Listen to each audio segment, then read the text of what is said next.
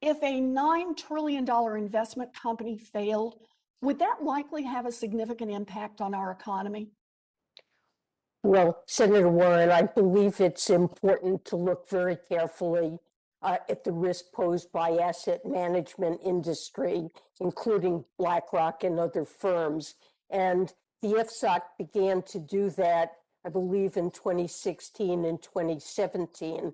But the risks it focused on were ones having to do with open-end mutual funds that can experience massive withdrawals and be forced to sell off assets that could create fire sales. Right. That is actually a risk that we saw materialize last spring in March. And I think that with respect to asset management, rather than focus on designation of companies, I think it's important to focus on an activity like that and to consider what the appropriate restrictions are. It's not obvious to me that designation is the correct tool to address. Well, now, wait just a minute. Designation is what gives the Fed its increased oversight power. Is that correct? Is that correct? Yes.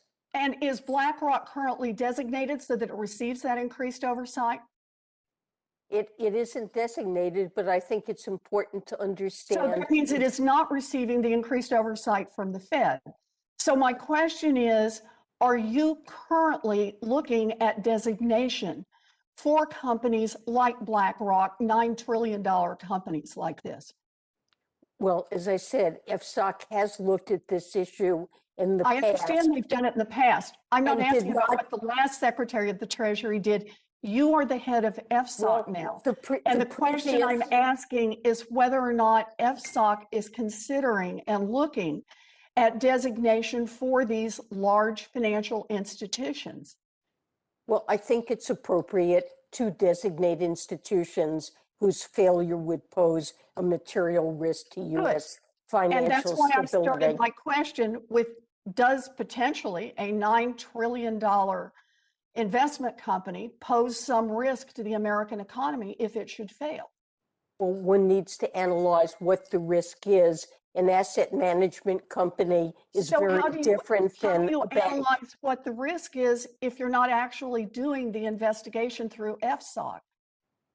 Well, FSOC has undertaken such work in the past. And as I said, when it looked at asset managers, it issued a report outlining what it saw as some of the most significant risks from those industries. So I appreciate that they've done this in the past. Are you continuing that investigation now?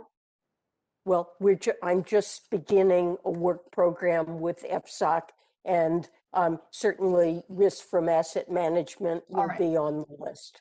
I understand that when the stock market is going up, it is easy to ignore risks that can be building up in the system.